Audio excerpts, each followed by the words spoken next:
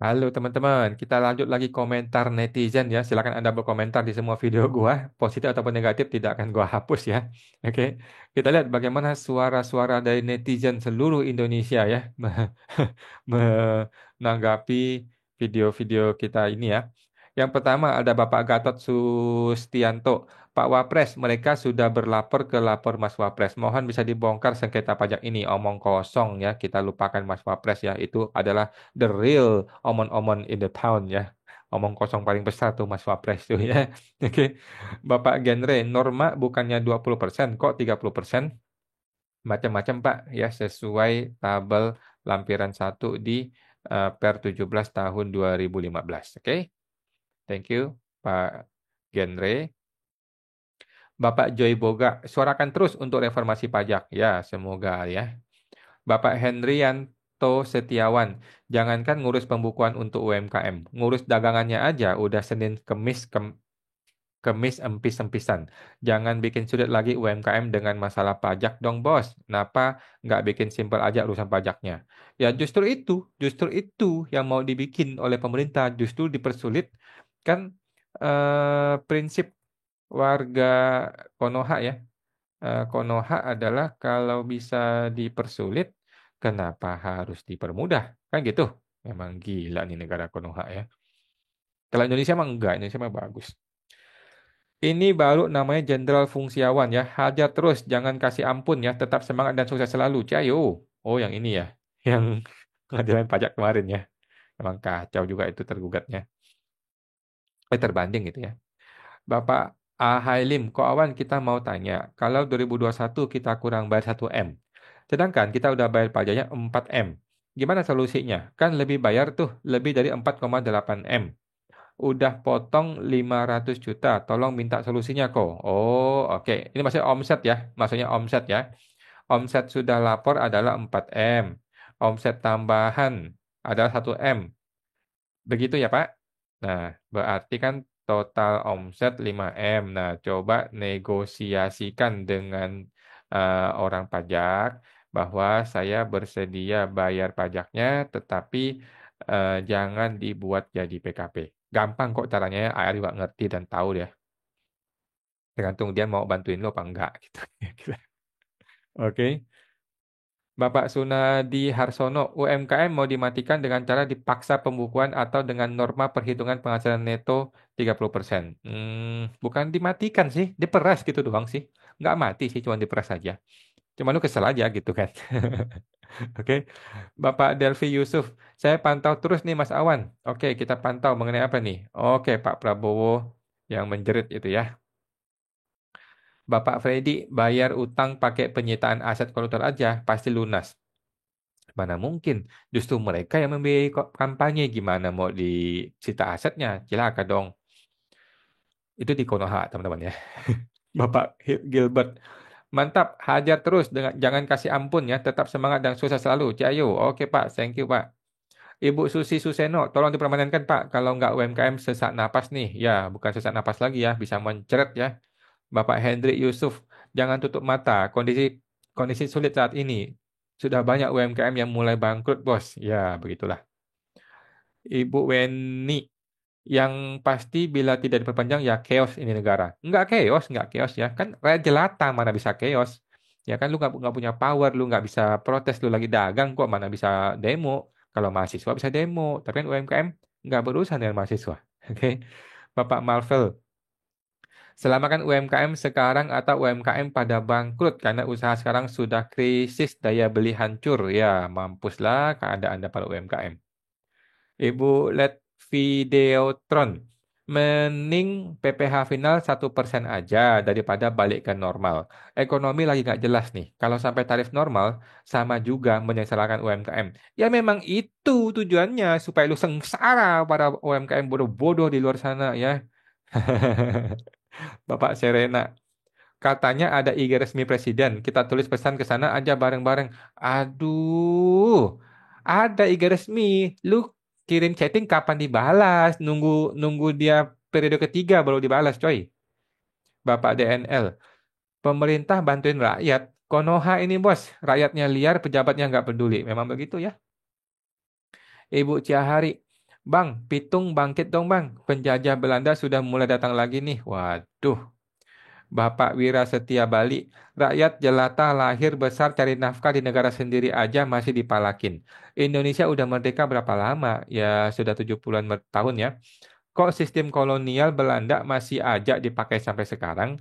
UMKM orang pribadi itu mau yang simpel-simpel aja. Kalau mau naikin, tarifnya aja naikin 1-2% dari omset, nggak apa-apa. Daripada pakai NPPN 30% atau pembukuan yang justru mahal hire orang akuntan serta konsultan pajak dan itu pun belum tentu diterima oleh orang pajaknya. Gila.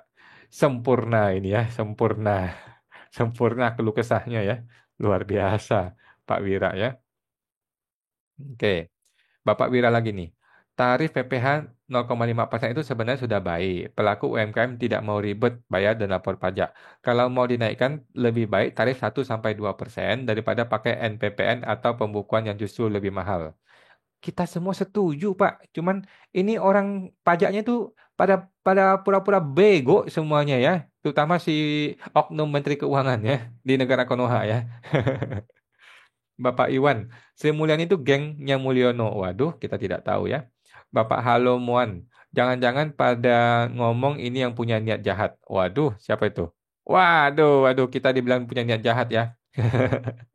Bapak Selfie Glory, Dear Pak Awan, dengan segala hormat, jika kami boleh saran, tolong pilihan kata yang dipakai bukanlah kata-kata kasar, umpatan, atau hinaan pada pihak lain.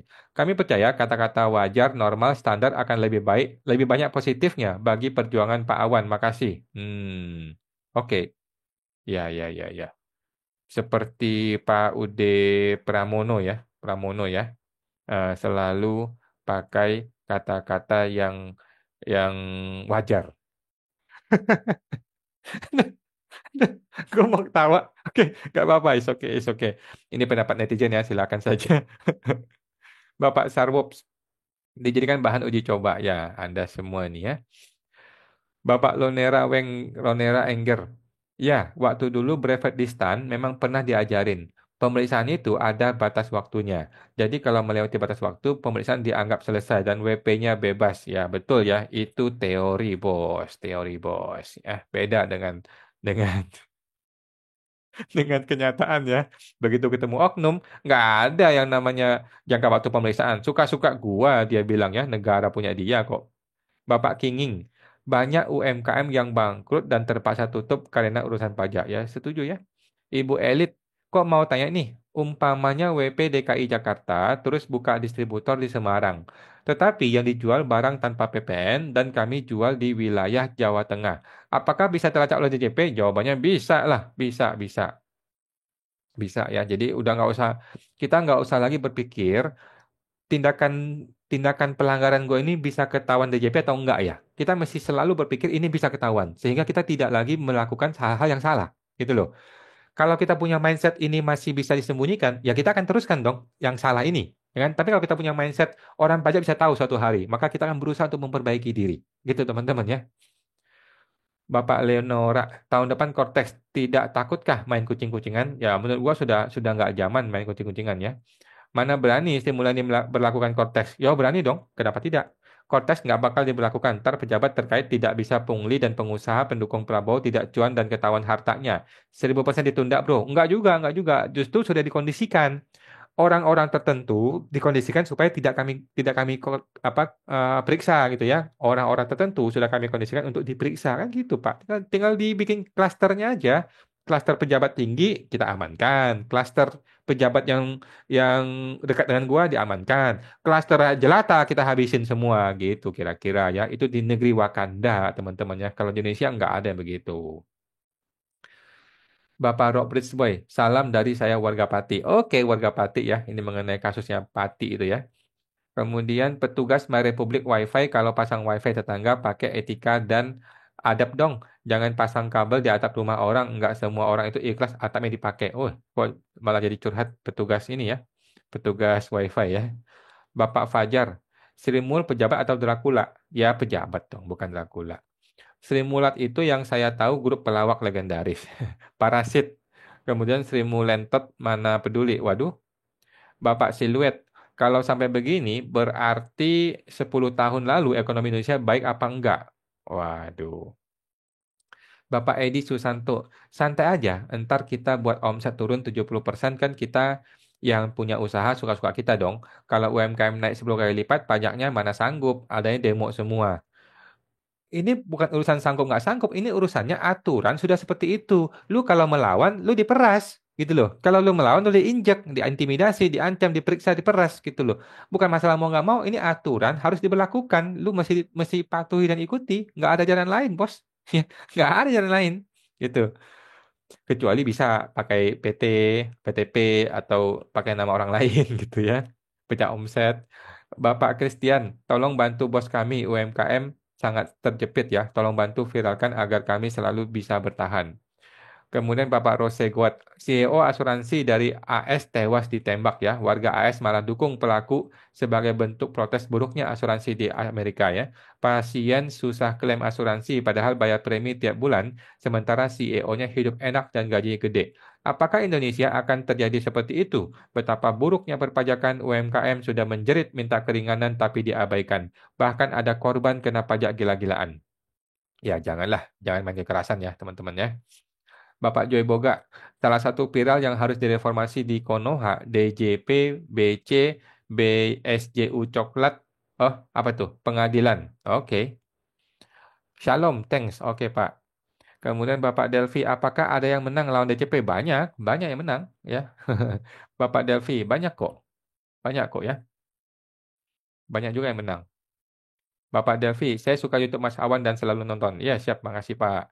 Bapak PT Alexander, solusi seharusnya menerbitkan surat perintah pemeriksaan baru bila argumennya belum lewat waktu. Betul ya, betul ya.